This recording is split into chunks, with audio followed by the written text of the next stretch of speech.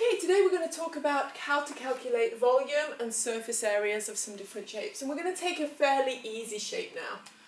We're going to start with a rectangular block. We can see it as, I've written it as a three-dimensional figure here, where we can see that the length of the block was 4 decimeters. The breadth of the block is 2 decimeters. And the height of the block is 3 decimeters. And the formula for volume is that we calculate the area of the base and multiply it by the perpendicular height. Now, to calculate the area of the base, we just think, what is the area down here on the bottom of our block here? Well, we can see that that's just a rectangle. So we know that the area of the base is the length times the breadth. So we should make sure that we define all our terms here. We'll say that the length is L and the breadth is B, and we call the area of the base AB.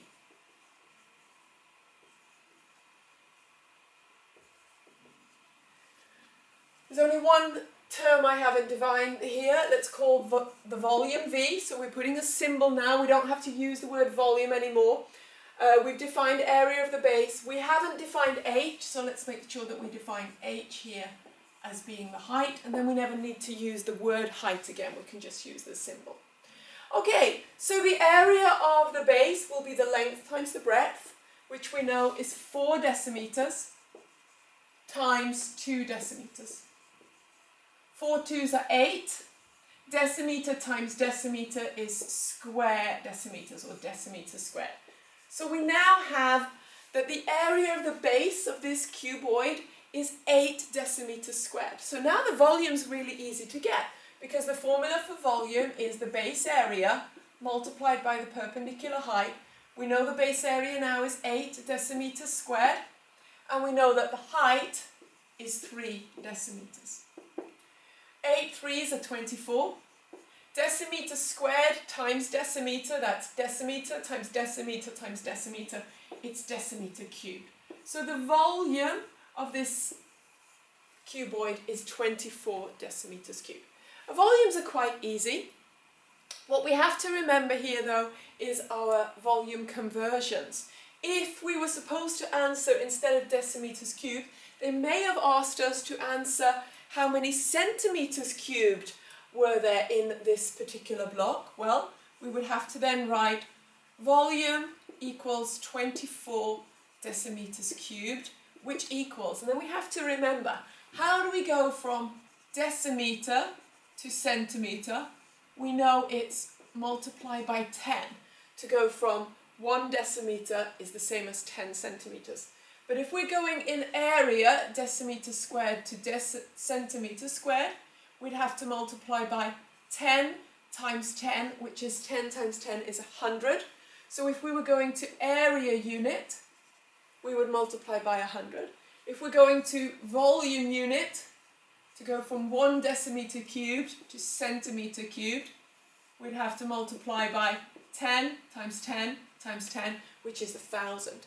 So to go from length unit decimeter to centimeter is just multiply by 10. Volume unit means length times breadth times height. We're multiplying 10 by 10 by 10. So we'd multiply by 1,000. So it would be 24,000 centimeters cubed. We also know that a decimeter cubed is the same as a litre. So if we were talking about, we were going to fill this cuboid with water, and we wonder how many litres of water we would need, we would actually need 24 litres of water, because there are 1 decimeter cubed is exactly the same as 1 litre. So all of these figures are related to one another. So volume is quite easy. We just take the base area and multiply it by the height, and we get the volume. What do we do then when we would like to calculate the surface area? The volume is how much water or how much we can fill inside, that's the volume. But when we're talking about surface area, So it would be like, here I have a cuboid, it's not exactly the same measurements. But if we were talking about the volume of this cuboid, it would be how many centimetres cubed or millilitres of water could I put in here? Because 1 centimetre cubed of water is exactly the same as 1 millilitre.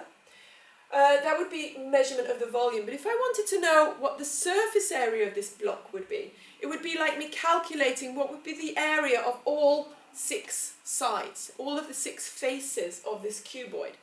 So if we need to calculate the surface area, we have to calculate first, let's move this.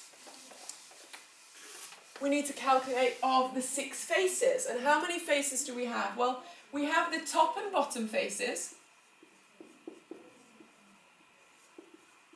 And that's quite easy because it's the base area is the bottom face here.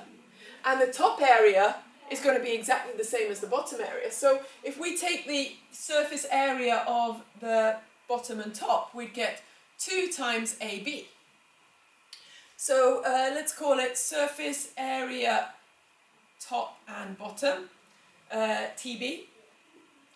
We would have 4 decimeters in the length and 2 decimeters in the breadth.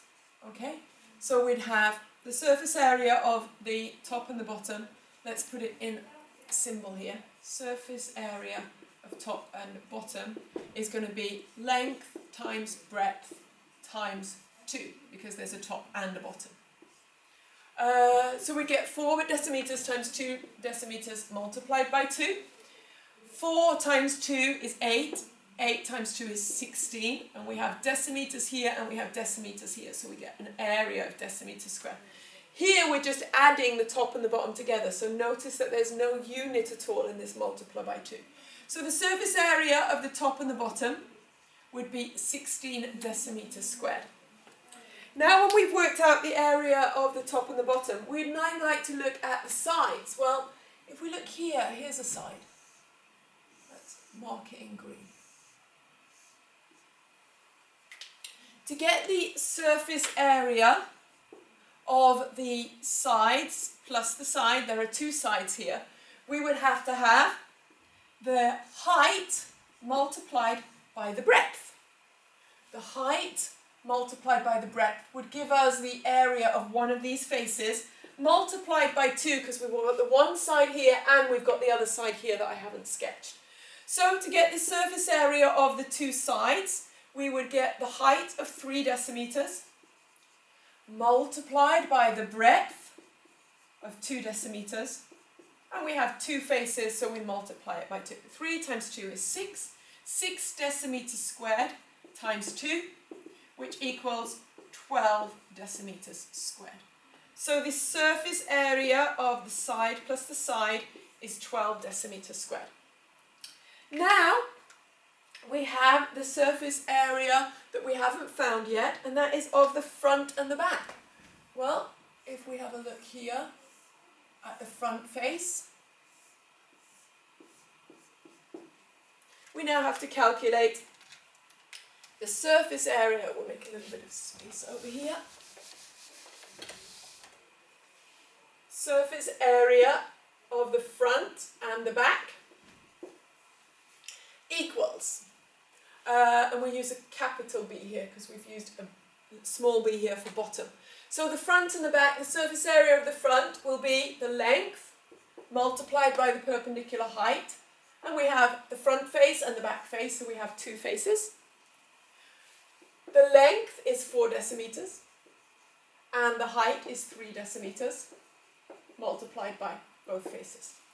4 times 3 is 12, so we have 12 decimeters squared, and we have the front and the back, so we have 2 of those faces, giving us a total surface area of the front and the back of 24 decimeters squared.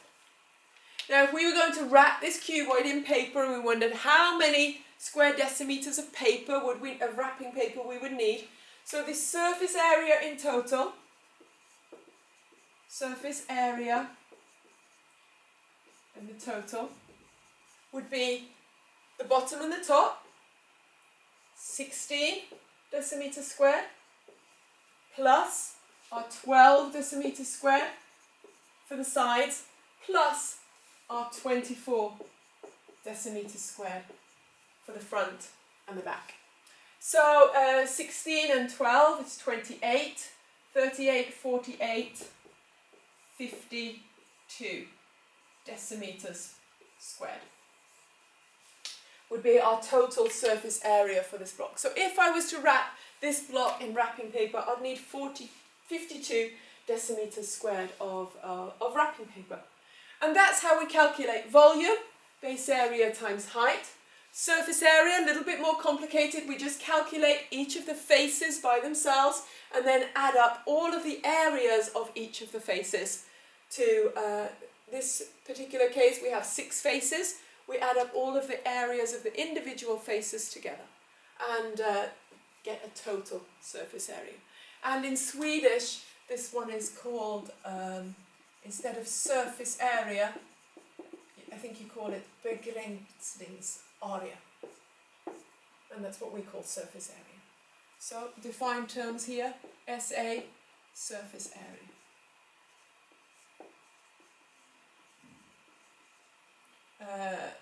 TB, top and bottom. S and S, both 2 sides. And F and B, front and back.